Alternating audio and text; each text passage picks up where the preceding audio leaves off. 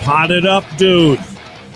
It's Creedence and Bishop Show live with you for a little trip down memory road. And why memory road, you might ask? And why do we say road and not lane? Because I'm an idiot.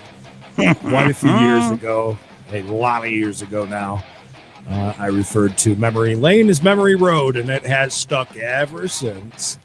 So, and it's a catchy phrase. I mean, come on. It's one of those things where people hear it and you're like, memory road? You said memory lane, they just like, big deal. So what we're going to do tonight, anyways, on the world premiere episode number one. We're going back to, I can tell you the upload date on this, which I don't know if it was uploaded pretty quick or if it was had been up for a while, but I believe it was, let me pull it up, January 8th of 2014. So at least 6 years ago. And I would imagine it was posted, I don't know, was it posted later then? Just pretend it was around. I don't think so. I mean, you hear Phil tell us, how was our new year and everything like that. And so it's pretty close. A lot of people don't know we used to do this a long time ago. We're old people and old in the business, I guess you would say. Long in the tooth, if you want to. But Phil Varone, if you don't know, is a drummer by profession. He played with bands like SAIGON Kick, Skid Row. I know he was in Red Dragon Cartel recently. And he's now retired from drumming. He's also retired from the other thing we talked to him about, and that's swinging. He had a whole video series with Vivid. Over at Vivid, he was making basically he was going to different swingers clubs, areas, whatever you want to call it, and participating with consenting adults, as he says, to make smut. He is a smut peddler. I love this, by the way. I was just searching a little bit of Phil Varone earlier while listening a little bit to the interview, and a Vice article popped up from right around the same, around 2014 anyways. And the headline is, Phil Varone had 3 mother-daughter threesomes on one Poison tour. Wow. 3 mother-daughter threesomes. From drumming to swinging. And in case you want to, Google it, he is well endowed. You'll hear us talk about that. And we'll hear talk about how we're not. So, we'll cover it all. We're going to talk about old swingers, young swingers. I think Creed calls them gilfs. We'll talk about key parties and everything that goes along with the great swinging lifestyle that he was all about back then. Not so much these days. And we're going to let this run in its entirety, just like it was. We're not going to break in or anything at the end. There's some funny conversation between Mikey and I that is quite dated now. Very dated. So anyways, enjoy this little trip down memory road from right around January 8th of 2014 from the Creedence and Bishop Show. Our interview with Phil Varone. Hope you enjoy it, and we'll chat a little bit after it. Here it is. I hope. Maybe. Any day now. Party time right now. Eat some corn.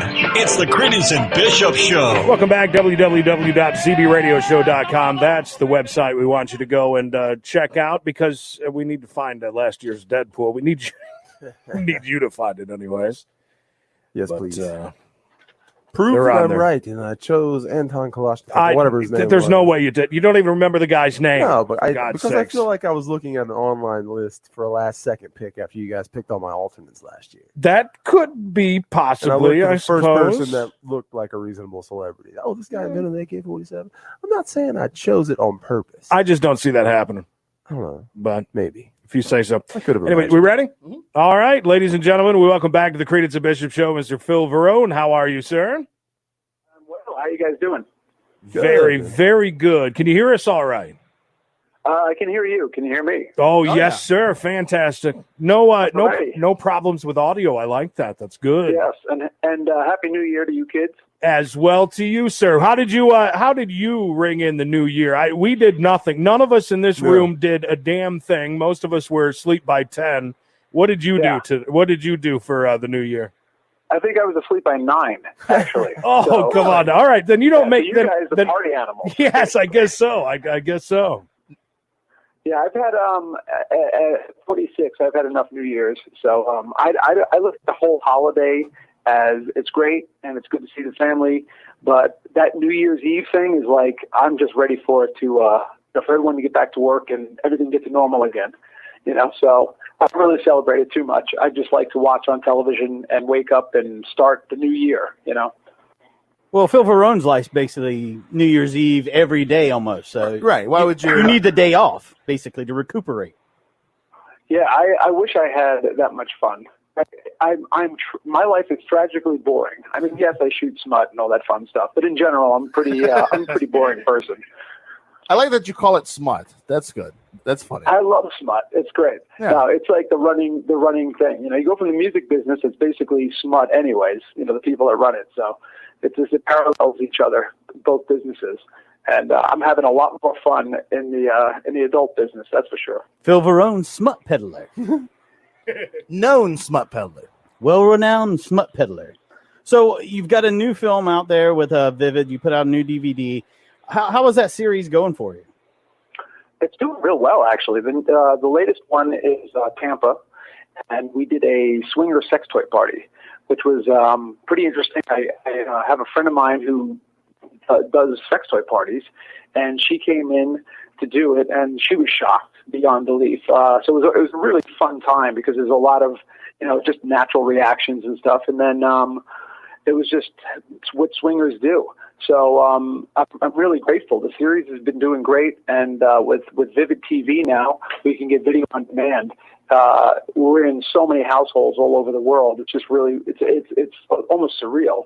And to think only a few years ago, you know, this idea of doing this thing, and you know, once they said yes, it's been the ball's been rolling. I also have another series called Groupies that'll probably be out next year as well, or this year, I should say. Right. Which is it's the music from behind, a little play on words, and you know, it's basically the girls and all that fun stuff. So there's a lot of stuff I got my hands in over there.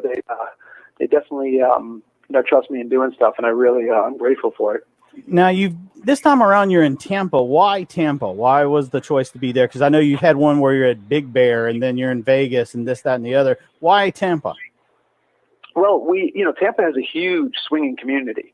I used to live in Fort Lauderdale, Florida, which also has a great swinging community, and I always heard about the Tampa swingers. And you know, we want to travel across the U.S. and kind of show that there's, you know, swingers outside of Vegas, you know, and outside of Los Angeles, stuff like that. And believe it or not, my next one that comes out is Atlanta, and that one's out of control. It is, you know, it's the teen one. Everybody's like 19, 20, and out of control swinging. And it's this new generation. So what I'm trying to do is basically go to different cities. And I did one in Kentucky also that's coming out this year. And we have a senior swingers as well. So, you know, we're just trying to show it all. Did you say senior? Tampa, seniors, yes. We have High school seniors? the youngest is 51, I think. Ooh, but, what's the oldest? 67. Oh, my God. Yeah. Are you involved in that one, too? Yeah, well, I shot it. I brought in a young buck with a baby on for a dong to do the shoot, and they tore his ass up. It was great. So, but yeah, you know, if my dong makes a cameo here and there when I feel like it, you know, why not? So, you know, when you sign the checks, you can put your dong in it. Only in this business, I think, or swinging. I don't know, because that sounds like a lawsuit. But yeah, I just, you know, for me, it's like I want to do one in Indy next. We just looked for cities. I did one in Columbus, Ohio. So yeah, we're doing them all over the place. There's one in North Carolina as well. There's a swing club out there that we're going to go to. So we're just going to try to hit every city that I can find swingers and shoot it. Mikey wants to know the address of this swing club. Well, we're based out of North Carolina. Where at North Carolina is it going to be? Oh, you know, I forgot what city, because they friends of the owner of Vivid own a swing club there, and they were telling me about it, and they said we could shoot there. So I forgot what city. I want to say. You know, I can't even say. I forgot. But it was North Carolina. So that's interesting, because I would think it would be hard to get people to want to come on camera, because to me, that would be a lifestyle that people don't want everybody to know about and everyone to know that they were doing it. But it seems like you're having no problems finding people. Is that anything you've run into where people are like, I don't want to be a part of this? Oh yeah, all the time. I mean, the anonymity of swinging is still something that is that I respect. So we usually, again, with swinging, with our lifestyle, there's websites, and in particular, if it's a club, the club itself has a mailing list, and they'll send out an email on anyone who would be interested in participating. Because, again, with swinging and first in life, people want to experience doing, a porn, if you will. And they have no problems with it. And some, don't want anybody to know that they're swingers. So we respect all that stuff, and it's ultimately up to them. But I've had swingers, basically call the day of the shoot and be like, I can't do it. I have cold feet. And I expect that. And it's no problem. And I totally understand. So I'm very sympathetic to that since I'm in the lifestyle. And people really want to keep that private. So we try to do that. My penis is far too small to be on TV. Nobody want to see that. It's got to be only the guys with. You can make a small penis look like the Eiffel Tower with the right angle. I'm gonna need the Star Wars effect crew to come in and do that for me. Then somebody's going to come. We could CGI like a giant dong on you. Not a problem. A black one if we could. That'd be great. A black one. That would be the first interracial person. Just by itself. I got a two-tone penis. That'd be amazing. Listen, I do too, but that's a whole nother story. That's just years of abuse. It's interesting that you're going around and finding all these places, and it seems like there's a lot of stuff that people don't know about it. Maybe I saw there was a thing online the other day. I guess Playboy TV does something with swinging. They were doing like a casting call in different cities and stuff like that, looking for people to sign up for that. So maybe it's something that you're helping bring out into the open a little more. Well, I have, and at Vivid Radio, I have my own show on Sirius XM called The Swing, and I'm on Thursdays at 6 Pacific. But it's an hour long on swinging, and because I shoot the swinger movies, and I've been in the lifestyle for 20 plus years, and the callers are great because they call in and they're really truly they want to know how to get into it, like what websites, how do I find this, and what's the etiquette and all these great things. And we're able to, tell them stuff and then, of course, tell some crazy stories and have some fun. So I think that a lot more people do it than you would think. And I think that many of your neighbors do it and you'll never know. And that's the idea of it. For a long time, it was very underground. And most recently, there was a TV show that highlighted it as well. So it's coming out little by little, but for some reason, people still get a little, they're still a little weird with it. Because of the swapping aspect. Everyone's good with like 5 wives because you're not swapping them, but the minute you swap a wife or something, that's when it gets the controversy starts, and that's what we're trying to just educate with as much info as we can give them. Has anyone ever gone up with you, say like when you're in Columbus, Ohio, and they said they wanted to be a part of the film, and then when they show up, the photo is not what he got catfish. Yeah, well, no, not catfish. Catfish. No, not catfish, but maybe like she ate 800 catfish. Like she the picture from 2 years ago. The picture's from 10 years ago. Okay, and then you're like, I actually, I personally asked for recent pictures, but there's only so many things you can control. With swinging as well, they're average people. I'm not looking for porn stars either. They're real people. So I think what's great about my series is that we use real people. So they're not these dolled up, actors or anything. They're just regular old folks from Columbus, Ohio, and just not ugly, and and they're not supermodels. They're just regular people that are good-looking people that swing, and that's what we really look for when we cast. That's very important. And even the girls, they figure it's like, oh, I'm going to be on a porn. What do I wear? And I say, don't look like a porn star, whatever you do. I said, feel beautiful and feel comfortable, but don't look like a porn star. Just dress like you're going to go out to a swing club. And that's what they do. So, do you ever get people that come in, they're going to be a part of the film, and then they have like 1 million rules they want you to go by? You can't kiss my wife in the mouth. Don't show me from, don't touch me on the ass. Don't do this. You feel like people have all these rules when they come in and you have to abide by? Well, yeah. When people are interested, I send out a questionnaire about swinging, and it basically covers everything: your rules, your level of swinging, the do's and don'ts, the blah blah blah, just everything down the line. And then I can determine whether I can use them or not, because it's a swinger series, but it's still sex. So depending on what I need. I'm shooting one here in Vegas. It's going to be a very voyeuristic shoot, like Eyes Wide Shut. It's a masquerade ball. So we're bringing in a lot of extras just to want to put masks on and watch, because that's it's a voyeuristic thing. So for swingers that would send in the thing and say, hey, like we're soft swap, we're voyeurs, I would cast them for that. Because they would just be watching and all that fun stuff. So it really depends, but I do send out questionnaires so I know who is doing what when they get there. And because the rules are very important to me. And like I said, being in the lifestyle, I very much respect everybody's rules, and certainly will do the best I can to make sure that, no one's offended or there is a bad shoot. But there's always going to be something.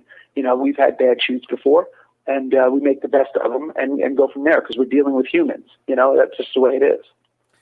When you were talking about, you said soft top. What is a soft top?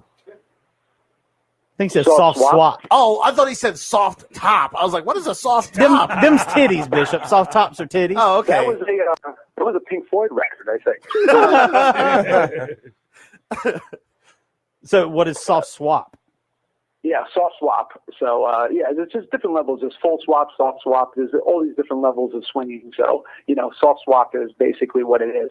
It's usually voyeurism, or you're in the same room with another couple, but you're not touching the other couple. You're kind of just watching each other, stuff like that. So, there's all kinds of, definitions of it. It all depends on the couple.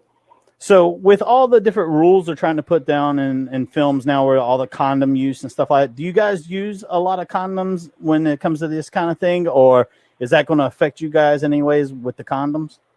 No, I mean, I've always used condoms in my movies because that's what swingers do. There's no, when I'm in the lifestyle, I've never not used condoms when we swing with other people. The only time, when you, and of course, most of the people this day and age are tested or have been tested because they're older, and stuff like that. So it doesn't affect me personally with the swinger shoot. So, because I've always used them. But what's going on over there is a whole different, animal itself, and it's kind of ridiculous. So, again, it's just people trying to, make a gripe over nothing. And the funny part is that, with testing, and everybody's tests expire in 14 days anyways. And yeah, we've had some HIVs, and the whole industry shuts down and they trace it back to what's going on. So, I mean, to me, testing is working as well. You can also step off the curb and get hit by a bus, the old saying. So right. I would say that having sex in the porn industry is a lot safer than picking someone up at a bar and not knowing anything about them and going home and having sex with them, without a doubt. So, that's just the way it is. What would you say is the biggest mistake people make when they're going into the swinging lifestyle? Into swinging? Yeah. I think the biggest mistake is trying to save marriage with it. Because in order to do it correctly, you have to have a really solid relationship. If you are, thinking that you can save the marriage by watching your wife have sex with another man, I think that's going to backfire. But the only advice I have with people who want to swing is to really do some research on it. If you possibly know any swingers, to ask a lot of questions. You can call, a radio show like mine and ask questions, or go to your local swinger club and just go in and have a look around. You don't have to do anything when you're there. There's no one's going to, attack you or make you have sex. So I would go in there and just go slow, and see what you like and try things out. And little by little, you can get advanced into, to each area of swinging that you want to do. But do it together. Talk about everything, talk about feelings, because that's what's most important. You can't be pissed off at your wife about something she did and continue to be mad at her when she doesn't know. The swinging is, the communication is so important. So it seems like communication, not trying to save your marriage. all those are good advice. Where's everybody can go to vivid.com and pick up your latest DVD and local stores. Where else can everybody, if they have questions they want to get it with you online, where's the best way to get with Phil online? Well, I'm at, philvarone.com is my website. I'm at the Phil Varone on Twitter. My radio show is on Sirius XM 102, Vivid Radio on Thursdays at 6 p.m. Pacific, 9 Eastern. And you can call in on that as well. But, my Twitter and my website is really what I go by. I have a Facebook account as well, just to, do rants because I hate it so much. So I just do it for that. Other than that, I'm pretty much around. So if there's any questions, there's a contact on my website as well. Sounds like we'll be talking to you a lot more in 2014 with all your projects coming up. As always, thank you so much, Phil Varone, for coming on the show. My pleasure, and I look forward to talking to you guys again. All right, thanks, Phil. Thanks, man. All right, take care. Later, man. Bye. Very cool. Always cool to talk to Phil Varone. Oh, definitely. Congrats on the show, by the way. Yeah, Huh? right? Swinging stuff is very interesting, though. And a lot of. So there it is, our interview, a trip down memory road from January of 2014 with none other than Phil Varone. Back when nobody was doing the stuff we were doing. We were breaking new ground. We blazed the trail for all you fools. Bow down. It's just kind of funny, though, because, so listen, we did a lot of terrestrial radio for a lot of years and did the show, and then took a little bit of a break. And then that was back when we started podcasting again. Mm-hmm. And that was very looked down upon. Ruled Ustream, too. We were on Ustream just making enemies right and left. Which, by the way, I think that Ustream is gone now. Completely. Probably because I went to look for some old shows one time, and they were gone. All gone. Nothing's there. So do you want to listen to a little bit of this or our little banter here? If you want to hear a few minutes of your stuff about your babysitter, sure, go put that on. Oh, is that what we talk about? Yeah, there's a little bit of that. Yeah. That goes on, and there's so many things in this world that goes on that you just have no idea about. And I'm sure it's a pretty damn big community, Oh, yeah. Yeah, like who knew that Creed's babysitter jerked off the Easy Rider while he was trying to eat chips in the kitchen as a small child? Traumatized. Things go on all the time that no one knows about. Is that why you were trying to wrap up that interview kind of quickly because you wanted to get into the incest story? No, yeah. Okay. All right. God. That's fun. So, oh, wow. All right. That's funny. And by the way, there is I think this whole show is over on the old stuff too. This entire show. Is part of the one that was linked to, right? Accidentally. Yeah, there's that, that one. Yes. Okay. Everybody. All right. So, all right. That's a great story. And we will leave that as a cliffhanger. That's something that would be a great trip down. Yeah, that'll be another great trip down memory road. Just to give you an idea of something, that we have an idea as far as this trip down memory road thing goes. Not only, old interviews, but some things from the old catalog from years past. I found a lot of old stuff of when we were on Rock 105, which would be cool to listen to some of that. That would be hilarious because it's going to be all new again. Yeah, a little dated, but all new for us anyways. Which I think would be really, I think it'd be fun. And also, this whole new thing that we're starting, that now is becoming basically a full-time job for Mikey. We have a lot of new listeners, a lot of new viewers, and so it'd be kind of neat to, I don't know, again, take that trip down memory road and see, where this all started basically. And you'll be able to find that over on our YouTube channel. It'll be under the Memory Road playlist, which will be beginning with this episode. You'll also have it all over on the podcast stuff where you can listen to it anywhere and everywhere that podcasts are available. Well, very cool. So there you go. Episode 1 with Phil Varone. Very good interview. Interesting for sure. Look at that. Done in 30 minutes. Yeah, I like that, right? What I got. A little bit of time, and we're right back on the air with another interview tonight. A live one. Not a live one. It's going to be a live one. It's going to be a live one. 8:30. 8:30. Yeah. See you then. Boy.